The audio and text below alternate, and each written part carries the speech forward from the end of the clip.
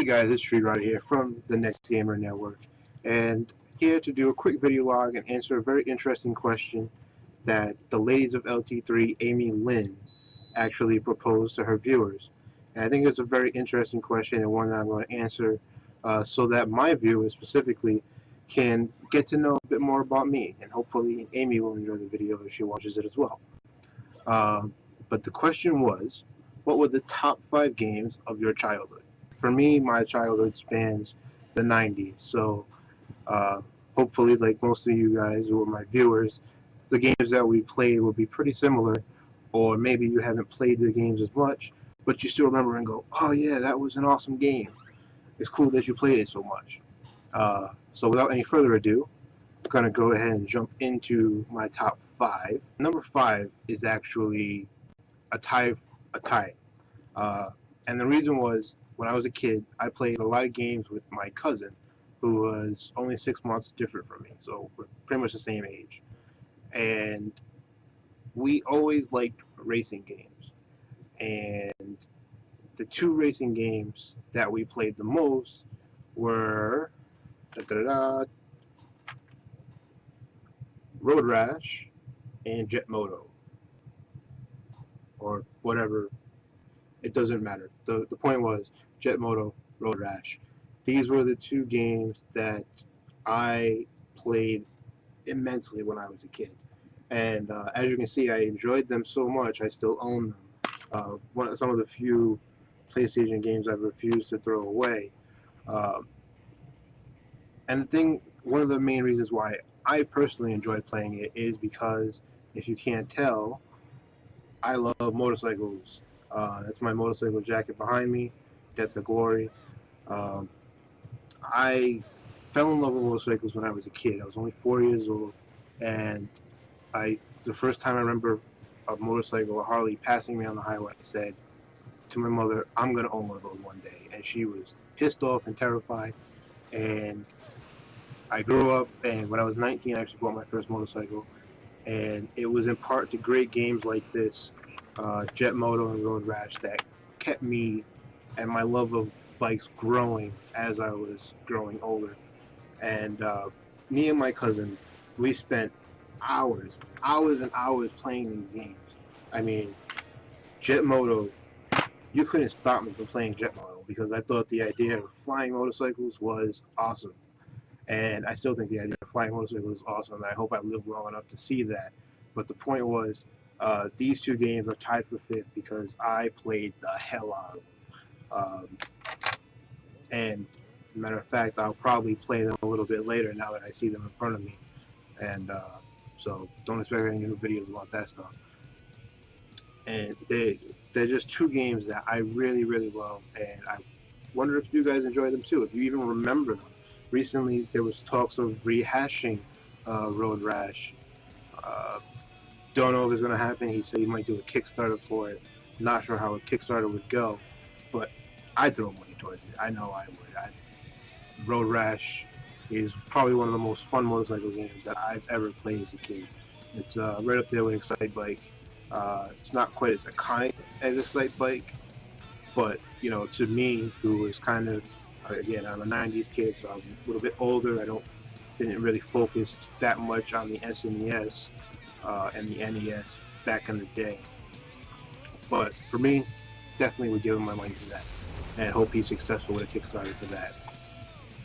Moving on, I'm gonna go into my number 4 game, and that is a game that I recently rebought because I couldn't find my old discs. Rise of Nations. If you do not know what Rise of Nations is, then you should probably go look it up. Rise of Nations is a real-time strategy game from Big Huge Games, which is now part of Epic Games, because when 38 Studios went bankrupt, Big Huge Games was actually sold to Epic. But they made one of the most iconic RTSs of all times. Many people still love the game. Many people still try to play it online, although the GameSpy servers are kind of trash. But I personally, I love Rise of Nations, and when I was playing it on my old gateway back in the day, um, even though I was only a teenager, maybe even a little younger, this was a game that I spent hours and hours and hours. And I'm talking not just, oh, I spent 8 hours playing. I'm a huge Ryder Nations fan. No, I spent well over 1 to 200 hours on Rise of Nations. I still play it today. I don't play it as much because there are things now like StarCraft, and I'm slightly a League fan, so I play League of Legends a lot. But you know, the great RTSs of the past, I think a lot of developers still really haven't learned their lesson from those. And Rise of Nations was, in my opinion, actually it was and still is, in my opinion, one of the top two, if not the best RTS. I know a lot of people are going to say, "Oh my God, you're crazy. What about Warcraft 3? What about StarCraft or StarCraft 2?" And those games are awesome. I have Warcraft right next to me. I have StarCraft right next to me, and I love those games as well. But Rise of Nations, you know, for its time, the amount of units that you could have on screen far far exceeded the number of units that you could have on screen with the likes of StarCraft. And it was a very tactical game. You had to level up through the ages. It's just a fantastic, fantastic game. And if you don't already own it, you should probably pick it up before they are no longer made. Considering these huge games technically doesn't exist anymore. Um, the game itself is only actually like $10 if you go on Amazon. You can probably find it for that price. But it's fantastic game, absolutely fantastic game, and the RTS that I've probably played the most in my life. Can't guarantee that, but I'm pretty sure. Okay, moving on to number 3. The third game is probably the MMO love of my life. It is the MMO game that I first started playing MMOs with. I believe it was only 13, 14 at the time when it came out. And I actually had my parents, or I didn't have them do anything, but I requested for my birthday, I believe it was, that I would get a new computer because the computer I had couldn't handle playing the game.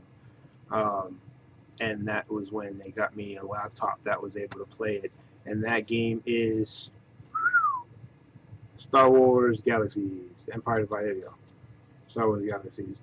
I love Star Wars Galaxies. It was an amazing experience. Not necessarily because it had tons of stuff to do, but the community behind it was just fantastic. I made a lot of friends playing this game. I actually played it for a grand total of 5 years.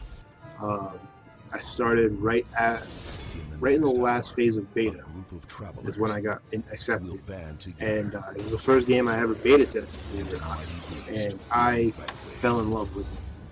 And I joined a guild called the 7th Imperial Battalion. They were a role-playing guild, which I had never role-played before. I'm not really, I mean, if you look at me, I don't cosplay. I'm not really the cosplay type.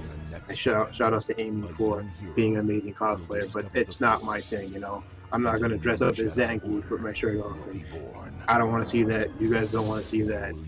The people at the cons don't want to see that. So I'm going to just, no.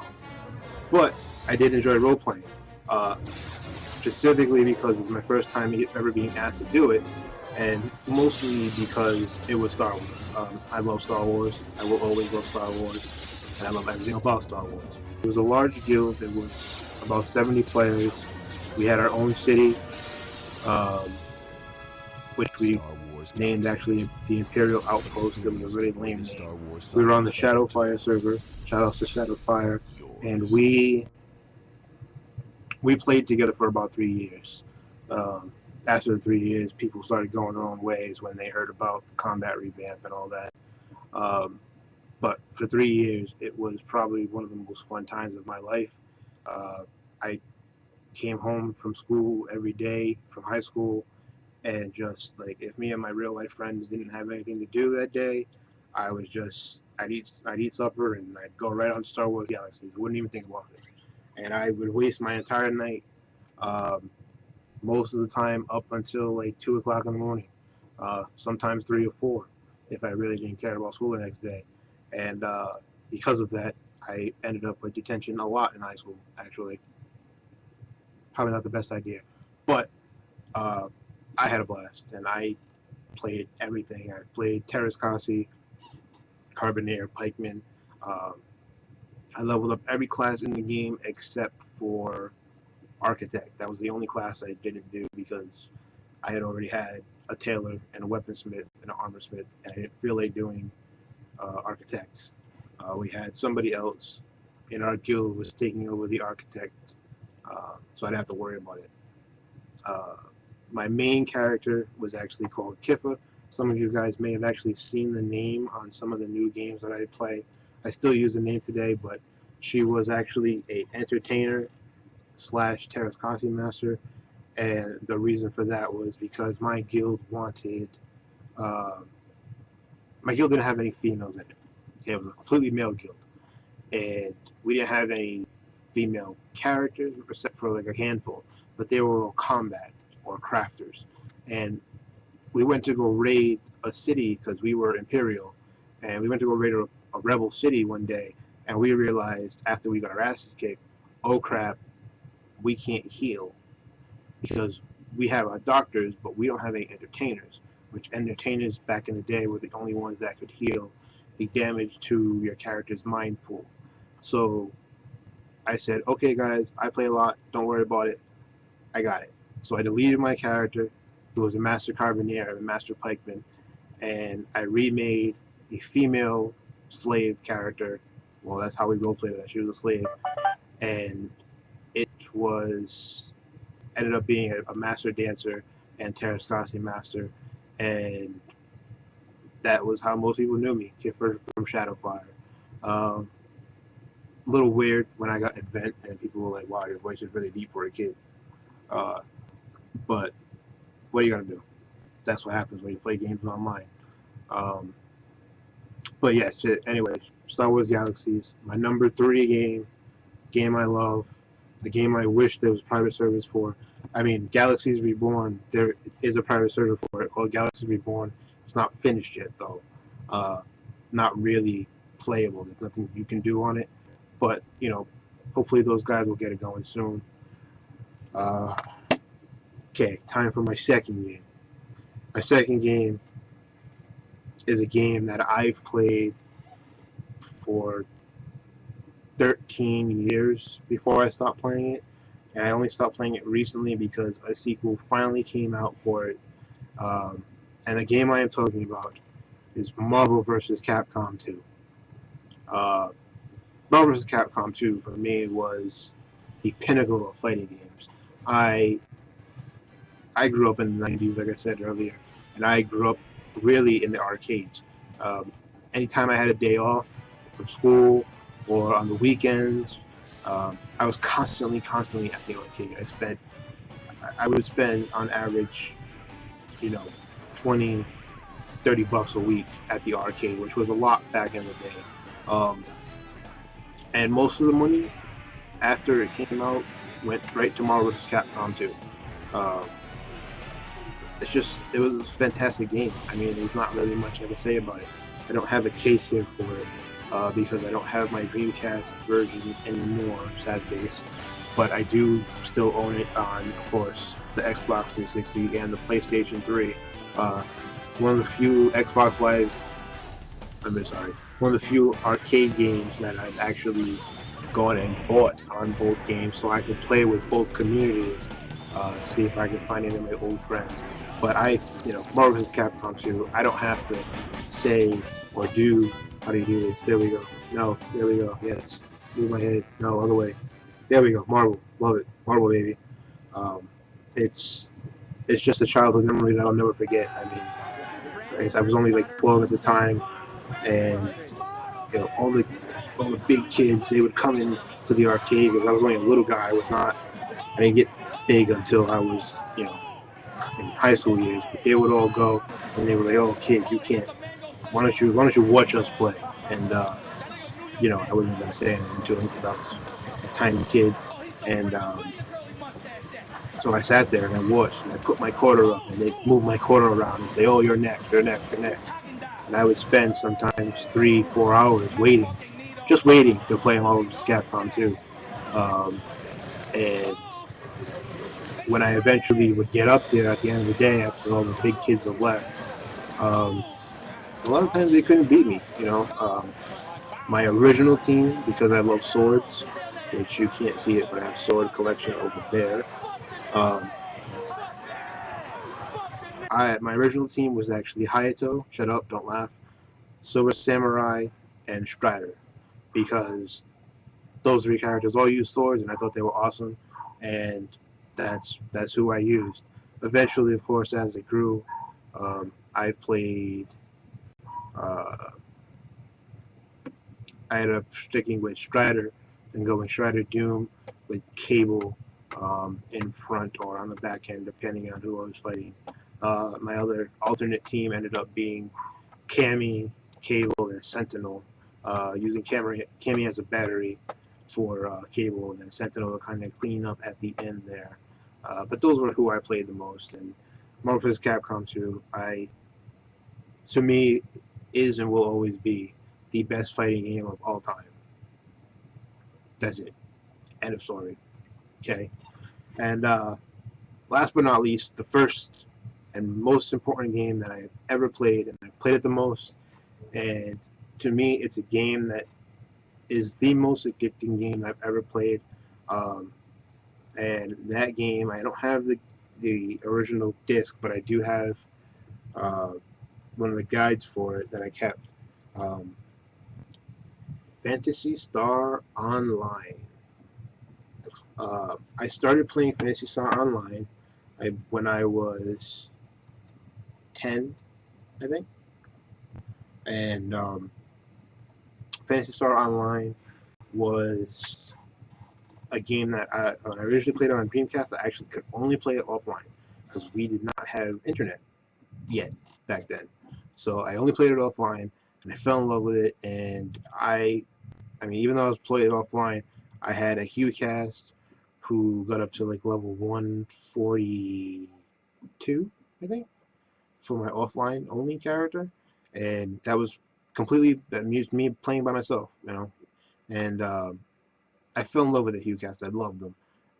I named him Sky Assassin. I thought that was cool at the time. I was a kid. Sue me.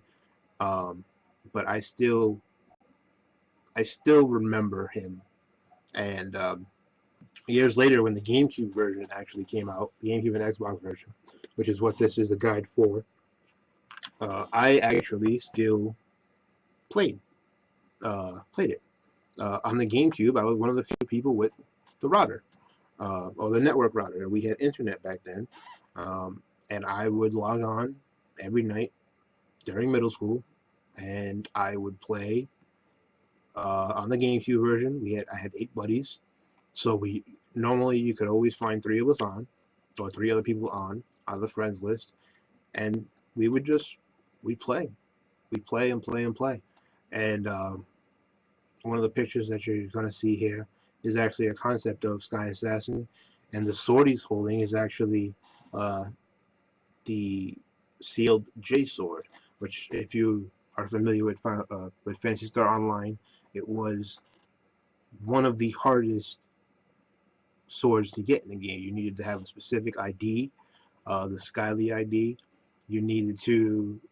It was like a 1 out of 5,000 drop chance, first of all, and then once you got the sword, it was sealed.